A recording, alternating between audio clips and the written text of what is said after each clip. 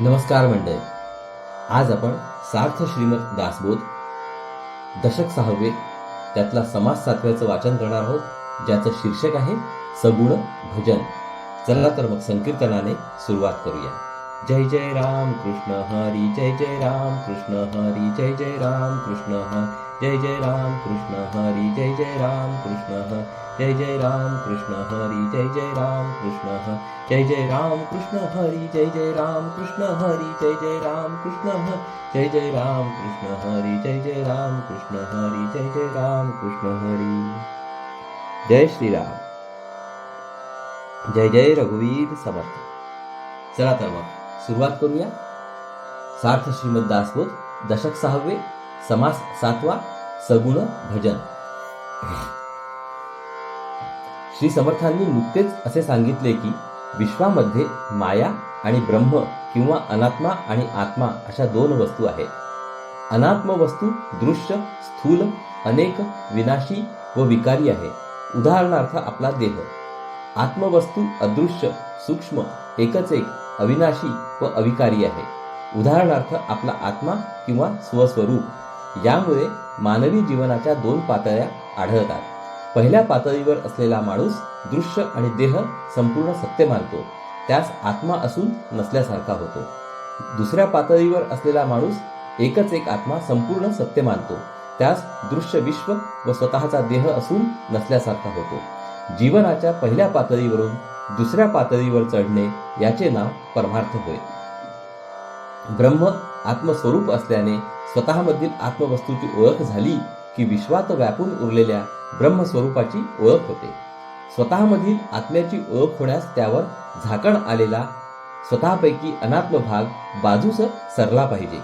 देहच मी आहे अशी दृढ भावना पोचणारी देहबुद्धी हा स्वतःमधील अनात्म भाग होय. देहबुद्धी बाजूस सरण्यास देहबुद्धीचा आश्रय घेतला पाहिजे. आपला देह सगुण म्हणून आपला देव देखील सगुण.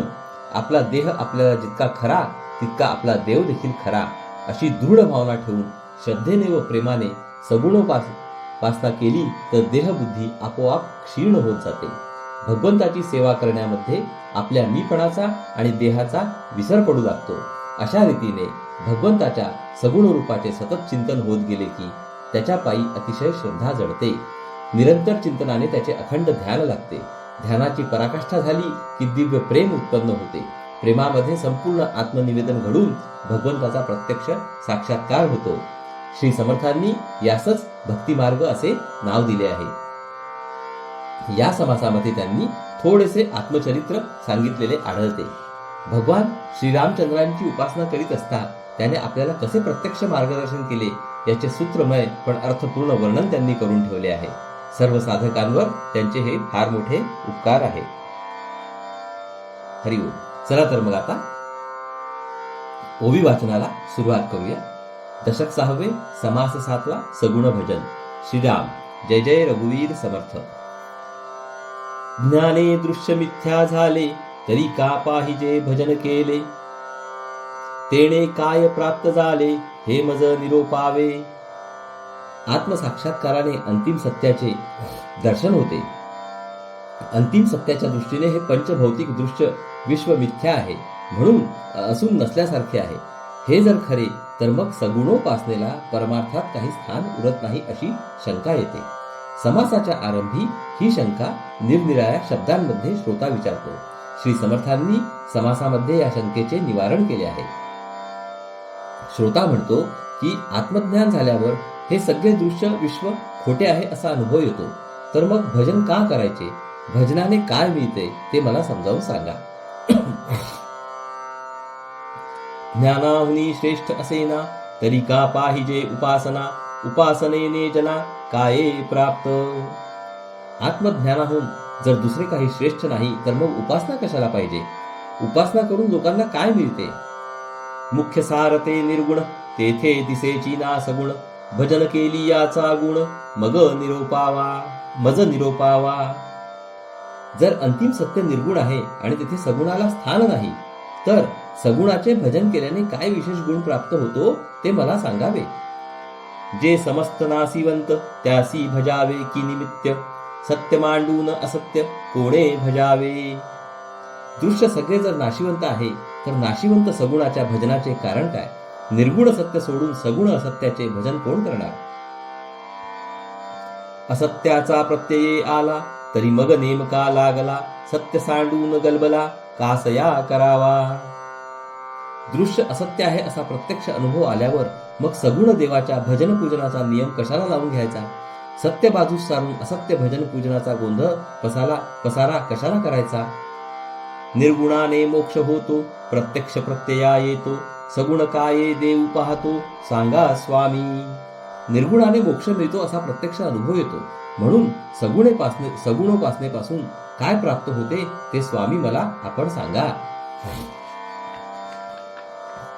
सगुण नासिवंत ऐसे सांगता, पुन्हा भजन करावे म्हणता, तरी काशासाठी आता भजन करू. आपण एकीकडे सांगता की सगुण नाशिवंत आहे आणि लगेच पुन्हा म्हणता की सगुणाचे भजन करावे, तर मी कशासाठी भजन करू? स्वामीचे भिडेने बोलवेना, येरवी हे काहीच मानेना, साध्यची झाली या साधना का प्रवर्तावे. स्वामी तुमची भीड पडते म्हणून स्पष्ट बोलता येत नाही, तरी पण तुम्ही सांगितलेले मनास काहीच पटत नाही. साध्य पदरात पडल्यावर साधन करण्याचे कारण काय? स्वामी यावर उत्तर देतात, ऐसे श्रोतयांचे बोलणे, शब्द बोले निर्बुजलेपणे, याचे उत्तर ऐकणे म्हणे वक्ता. श्रोता असे बोलला, अतिशय गोंधळून गेल्याने श्रोता असे शब्द बोलला, आता वक्ता त्याच्या प्रश्नाचे उत्तर देतो, ते ऐकावे. गुरुचे वचन प्रतिपाळणे हे मुख्य परमार्थाचे लक्षण, वचनभंग करिता विलक्षण सहजेंची झाले. गुरु जे सांगेल त्यावर पूर्ण विश्वास ठेवणे आणि त्याप्रमाणे निशंक वागणे हे परमार्थाचे मुख्य लक्षण आहे. गुरुचे वचन मोडले तर भलतेच काहीतरी आपोआप घडून येते. म्हणून आज्ञेसी वंदावे, सगुण भजन मानावे, श्रोता म्हणे हे देवे का प्रयोजिले. म्हणून गुरुची आज्ञा शिरसावंद मानावी आणि सगुणोपासना मनापासून करावी. हे उत्तर ऐकून श्रोता म्हणाला, गुरुदेवा, सगुण भजन करण्यात हेतू कोणता? काय मानिला उपकार, कोण झाला साक्षात्कार, किंवा प्रारब्धाचे अक्षर पुसिले देवे. श्रोत्यांनी तोच आक्षेप निराळ्या प्रकारे प्रगट केला. सगुणोपासनेत काही उपकार घडतो का? त्यात काही साक्षात्कार होतो का? किंवा आपल्या प्रारब्धात जे लिहिलेले असते ते उपास्य देवतेने कधी पुसले आहे का? होणार हे तो पालटेना, भजने काय करावे जना, हे तो पाहता अनुमाना काहीच नये. जे घडणार आहे ते जर काही केल्या टळत नाही तर मग सगुणाच्या भजन पूजनाचा लोकांना उपयोग काय? अशा रीतीने विचार करू लागले तर सगुणोपासना बुद्धीला मुळीच पटत नाही. येथे श्री समर्थांनी सामान्य माणसाचा दृष्टिकोन बरोबर वर्णन केला आहे. त्याला देव हवा असतो, पण तो प्रपंचातील अडचणी निवारण करण्यासाठी हवा असतो, आत्मज्ञान होण्यासाठी नको असतो. स्वामीची आज्ञा प्रमाण कोण करील अप्रमाण, परंतु याचा काय गुण मज निरोपावा. स्वामींची आज्ञा मला सर्वस्वी मान्य आहे, प्रमाण आहे. कोणीही शिष्य ती अप्रमाण मानून मोडणार नाही, कोणीही तिला पुरावा नाही असे म्हणणार नाही. तरी पण सगुण भजनाचे फळ काय मिळते ते मला सांगावे. आता या संपूर्ण आक्षेपावर श्री समर्थ उत्तर देत आहेत. वक्ता म्हणे सावधपणे, सांग ज्ञानाची लक्षणे, तुझ काही लागे कारणे किंवा नाही. वक्ता उत्तर देतो की हे बघ, आत्मज्ञानाची जी लक्षणे आहेत त्यांचा लक्षपूर्वक विचार कर आणि देहाने म्हणजे सगुणाने तुला काही कर्म करावे लागते की नाही हे मला सांग. आत्मज्ञान झाले की कर्म नाश पावते. निर्गुण आत्मस्वरूप तेवढे खरे असा साक्षात प्रत्यय येतो. परंतु असा प्रत्यय येऊन सुद्धा ज्ञानी पुरुषाला देहाचे नित्य कर्म, त्याच्या प्राथमिक गरजा व त्याचा दैनंदिन लोकव्यवहार काही सुटत नाही. याचा अर्थ असा की ज्ञानी पुरुषाच्या देहाची हालचाल अज्ञानी पुरुषाच्या देहाच्या हालचालीसारखीच असते. त्यात ज्ञानी पुरुषाने सगुणाचे भजन पूजन केले तर बिघडले कुठे? खरा फरक अंतर्यामी असतो. ज्ञानी पुरुष सगुणाला भजतो, पण त्याच्या भजनात भ्रमाचा लेशही नसतो. तर अज्ञानी पुरुषाच्या सगुण भजनात नुसता भ्रमच भरलेला असतो. भीतीने देवाची उपासना करणे किंवा त्याने प्रपंचात मदत करावी म्हणून ती करणे यापेक्षा आणखी भ्रम तो कोणता? करणे लागे भोजन करणे लागे उदक प्राशन, मलमूत्र त्याग लक्षण तेही सुटेना. तुला जेवायला लागते, पाणी प्यायला लागते, मलमूत्राचा त्याग करावा लागतो, ते काही चुकत नाही. जनाचे समाधान राहावे, आपुले पारिखे ओळखावे, आणि भजनची मोडावे, हे कोण ज्ञान. आपल्याशी संबंध असणाऱ्या लोकांचे बरे चालावे, त्यांचे समाधान टिकावे असे तुला वाटते. मी माझे, तू तुझे असा आप परभाव तू ओळखतोस, तुला समजतो. हे सगळे जर तुझ्या जीवनात चालते तर सगुणाचे भजन पूजन तेवढे सोडून द्यायचे, हे ज्ञान कुठले? ज्ञान विवेके मिथ्या झाले, परंतु अवघे नाही टाकिले, तरी मग भजनेची काय केले, सांग बाप्पा. आत्मज्ञानाच्या पोटी निर्माण होणाऱ्या विवेकाने दृश्य सगळे खोटे आहे हे निश्चयात्मक कळते. तरी पण देह असेपर्यंत दृश्याचा सर्वस्वी त्याग करता येत नाही. तर मग भजनानेच तेवढे काय पाप केले ते सांग. भजन तेवढे सोडून का देतोस? साहेबास लोटांगणी जावे, नीचा सारिखे व्हावे, आणि देवास नमनावे, हे कोण ज्ञान. साहेबासमोर किंवा मालकापुढे तू लोटांगण घालतोस, त्याच्या समोर अगदी लाचार होतोस, आणि सगुण देवाला तेवढे मानायचे नाही, हे ज्ञान कुठले? हरिहर ब्रह्मादिक हे जयाचे आज्ञाधारक, तू एक मानवी रंग, भजेसी ना तरी काय गेले. ब्रह्मा, विष्णू आणि महेश हे देव देखील ईश्वराच्या आज्ञेप्रमाणे वागतात. तुझ्यासारख्या एखाद्या कप पदार्थ मानवी रंगाने त्याचे भजन पूजन केले नाही तर त्यामुळे त्याचे काय जाणार आहे? आमुचे कुळी रघुनाथ, रघुनाथे आमचा परमार्थ, जो समर्थाचाही समर्थ, देवा सोडविता. येथे स्वतःच्या सगुणोपासनेचा संदर्भ देतात. माझ्या कुळाचे दैवत श्रीरामचंद्र आहे. श्रीरामचंद्रांच्या कृपेने माझा परमार्थ चालतो. त्याने देवांना रावणाच्या कैदेतून सोडविले. तो समर्थांचा देखील समर्थ आहे. तो समर्थांचा सम्राट आहे. त्याच्या इतका समर्थ आणखी कोणी नाही. त्याचे आम्ही सेवकजन, सेवे करिता झाले ज्ञान, तेथे अभाव धरिता पतन, पाविजेल की. त्या रघुवीराचा मी सेवक आहे. त्याची सेवा केल्यामुळे देहबुद्धी जाऊन मला आत्मज्ञान झाले, हे माझे सांगणे तू खरे मानावे. पण त्यावर तू विश्वास ठेवला नाहीस तर तुझा अधपात झाल्याखेरीज राहणार नाही. गुरु सांगती सारा सार, त्यास कैसे म्हणावे असार, तुझ काय सांगणे विचार, शहाणे जाणती. परमार्थ हा अतींद्रिय अनुभवाचा प्रांत आहे. त्यामध्ये आज आपली गती नाही. म्हणून श्री सद्गुरू किंवा ज्ञानी पुरुष जे सांगतात त्यावर विश्वास ठेवून चालावे. तेथे देहबुद्धीने विकल्प काढून श्रद्धा भंगू नये. मला समजते ही भावना परमार्थामध्ये अतिबाधक ठरते. ती साधकाचा अधपात करते. धड ते ज्ञान नाही, धड ती भक्ती नाही, केवळ देहाभिमानाची ती खूण मात्र आहे. शहाण्याने हे टाळावे. सद्गुरू सारासार विचाराने सार कोणते ते निश्चितपणे सांगतात. त्याला असार म्हणणे अगदी अयोग्य आहे. पण तू अज्ञानी व विकल्पी आहेस. तुला हे माझे सांगणे पटायचे नाही. म्हणूनच तुला सांगण्यात विशेष अर्थ नाही. शहाण्या माणसांना हे सांगणे बरोबर समजते. समर्थाचे मनीचे तुटे, तेची जाणावे अदृष्ट खोटे, राज्यपदापासून करंटे, चेवले जैसे. थोर पुरुषाच्या, ज्ञानी पुरुषाच्या मनातून उतरणे ही खरोखर दुर्दैवाची गोष्ट समजावी. राज्यपदाचा हक्क असणारा एखादा राजपुत्र आपल्या दुराचाराने तो हक्क गमावून बसतो आणि अशा रीतीने दुर्दैवी बनतो. त्याचप्रमाणे थोर पुरुषाच्या मनातून उतरणाऱ्या माणसाची अवस्था होते. मी थोर वाटे मनी, तो नव्हे ब्रह्मज्ञानी, विचार पाहता देहाभिमानी, प्रत्यक्ष दिसे. मी मोठा आहे, मी ज्ञानी आहे असे ज्याला वाटते तो खरा आत्मज्ञानी नव्हे. त्याचे सूक्ष्म निरीक्षण केले तर तो ज्ञानी नसून देहाभिमानी आहे असे प्रत्यक्ष आढळून येते. वस्तू भजन करीना, न करी ऐसे ही म्हणेना, तरी हे जाणावी कल्पना, दडोन राहिली. एक माणूस आत्मस्वरूपाचे अनुसंधान ठेवीत नाही, पण आपण आत्मानुसंधान ठेवीत नाही असेही म्हणत नाही.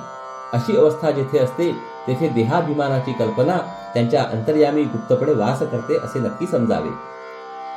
ना ते ज्ञान ना भजन, उगाची आला देहाभिमान, येथे नाही किम अनुमान, प्रत्यय तुझा. अशा माणसापाशी धड आत्मज्ञान नसते किंवा धड सगुणाची भक्ती नसते. त्याच्या ठिकाणी नुसता देहाभिमान मात्र वास करतो. याबद्दल कल्पना करीत बसण्याची गरजच नाही. हा तर तुझाच प्रत्यक्ष अनुभव आहे. आता पुढील 10 ओव्यांमध्ये आपण स्वतः श्रीरामचंद्रांची सगुणोपासना कशी केली आणि तिच्यात आपल्याला काय अनुभव आला याचे अगदी स्पष्ट आणि निश्चित वर्णन श्री समर्थ करीत आहेत. तरी आता ऐसे न करावे, रघुनाथ भजनी लागावे, तेणेची ज्ञान बोलावे, चळे ना ऐसे. तरी यापुढे असे वागू नये. श्रीरामचंद्रांच्या उपासनेस आरंभ करावा. सगुणाच्या उपासनेतूनच अत्यंत सत्य आणि शाश्वत आत्मज्ञान प्राप्त होते. करी दुर्जनाचा संहार, भक्तजनासी आधार, ऐसा हा तो चमत्कार रोकडा चाले. सगुण ईश्वर दुर्जनांचा संहार करतो आणि आपल्या भक्तांना सांभाळतो, असा हा त्याचा चमत्कार प्रत्यक्ष अनुभवास येत आहे. मनी धरावे ते होते, विघ्न अवघेंची नासवून जाते, कृपा केली या रघुनाथे प्रचित येते. आपण मनात जो संकल्प करावा तो पार पडतो. सारी विघ्ने आपोआप नाहीशी होतात. रघुनाथाने कृपा केली म्हणजे असा प्रत्यक्ष अनुभव येतो. रघुनाथ भजने ज्ञान झाले, रघुनाथ भजने महत्व वाढले, म्हणून या तुवा केले पाहिजे आधी. श्रीरामचंद्रांची उपासना केल्याने मला आत्मज्ञान झाले, त्याची उपासना केल्याने माझे महत्व वाढले, हा माझा अनुभव आहे. म्हणून तू प्रथम सगुणाची उपासना कर. हे तो आहे सप्रचित आणि तुझ वाटे ना प्रचित, साक्षात्कारे नेमस्त प्रत्ययो करावा. सगुणोपासना केल्याने आत्मज्ञान होते, हा तर माझा साक्षात अनुभव आहे. तुला जर हा अनुभव खरा वाटत नसेल तर तू स्वतः सगुणोपासना कर. निश्चितपणे आत्मज्ञानाचा अनुभव घे. अशा रीतीने आत्मसाक्षात्कार झाला म्हणजे माझे म्हणणे तुला खरे वाटेल. रघुनाथ स्मरोनी कार्य करावे, ते तत्काळची सिद्धी पावे, करता राम हे असावे अभ्यांतरी. श्रीरामरायाचे स्मरण ठेवून कोणतेही कार्य केले तर ते त्वरित पार पडते, असा माझा अनुभव आहे. म्हणून करता राम आहे हे अनुसंधान निरंतर अंतर्यामी सांभाळावे. वास्तविक जगातील सगळ्या घटना ईश्वराच्या सत्तेनेच घडतात. देहबुद्धीमुळे कर्माचे कर्तेपण जो अगदी मनापासून भगवंताकडे सोपवितो, त्याच्या जीवनात ईश्वरी सत्ता कल्पनेच्या बाहेर गोष्टी घडवून आणते, असा प्रत्यक्ष अनुभव येतो. माफ करा. या अनुभवाचा उल्लेख श्री समर्थ या ओवींमध्ये करीत आहेत.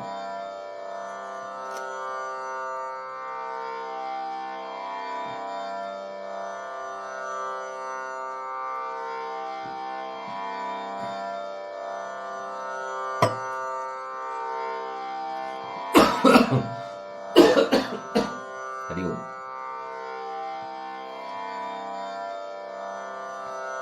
करता राम मी नव्हे आपण, ऐसे सगुण निवेदन, निर्गुणी ते अनन्य निर्गुणची होईजे. करता राम आहे, मी करता नव्हे, अशी दृढ भावना ठेवणे यास सगुण निवेदन म्हणतात. निर्गुणामध्ये त्याच्याशी एकरूप होऊन साधक निर्गुणच होऊन जातो.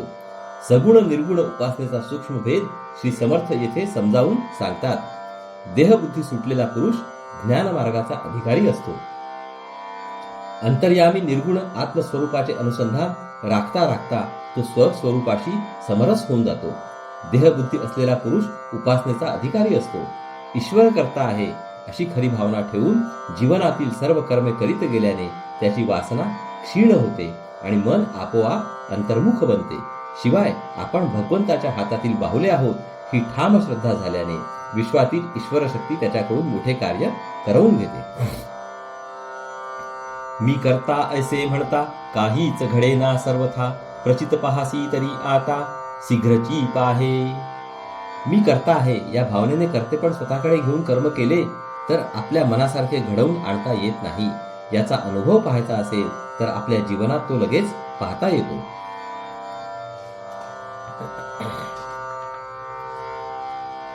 मी करता ऐसे म्हणसी तेणे तू कष्टी होसी, राम करता म्हणता पावसी येश कीर्ती प्रताप.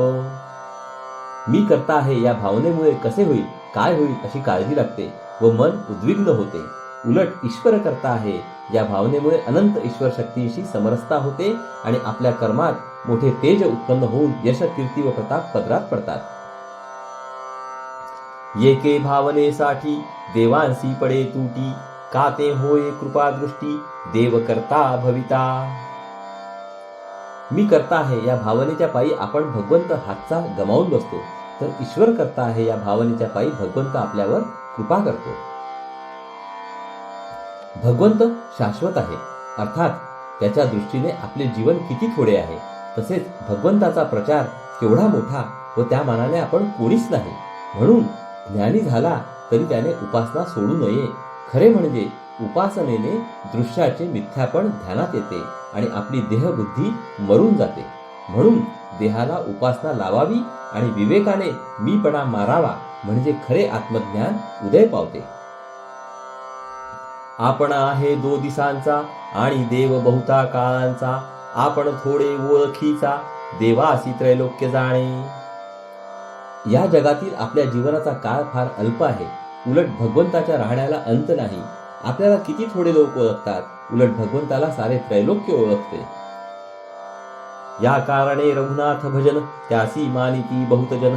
ब्रह्मादिक आदी करून राम भजनी तत्पर. म्हणून भगवंताची उपासना करावी. जो भगवंताची उपासना करतो त्याला पुष्कळ लोक मान देतात. ब्रह्मादिक देव देखील ईश्वराच्या उपासनेमध्ये मनापासून मग्न आहेत. या अक्षरशः अवाढव्य विश्वामध्ये जी भगवंताची प्रचंड शक्ती काम करते, त्या शक्तीच्या कृपेने आपण जगतो, कर्म करतो, भोग भोगतो आणि आपली ध्येय साध्य करतो. ही गोष्ट सारखी ध्यानात वागवून जीवन जगणे हे उपासनेचे वर्म आहे. ज्ञानबळे उपासना आम्ही भक्त जरी मानूना, तरी या दोषाच्या पतना पावो अभक्तपणे. श्री समर्थ म्हणतात की आम्ही भक्त आहोत, आम्हाला आत्मज्ञान झालेले आहे. पण त्या ज्ञानाच्या जोरावर जर आम्ही उपासनेचा अनादर केला व ती टाकून दिली तर अभक्तपणाने आमच्या जीवनात दोष निर्माण होईल. देहाला उपासना हवीच हवी. देवी उपेक्षी थोरपणे, तरी मग त्याचे तो जाणे. अप्रमाण ते श्लाघ्यवाणे, नव्हे किम श्रेष्ठा. मी ज्ञानी आहे अशा मोठेपणाच्या ताठ्याने जर कोणी ईश्वराच्या उपासनेला तुच्छ केले तर मग त्याचा परिणाम त्याला भोगावा लागेलच. ते ज्याचे त्याने पाहून घ्यावे. स्वानुभवाच्या उलट असल्याने जे अयोग्य आहे ते श्रेष्ठ पुरुषांना कधीही श्लाघ्यवाणे वाटत नाही. त्यांना ते कधीही मान्य होत नाही.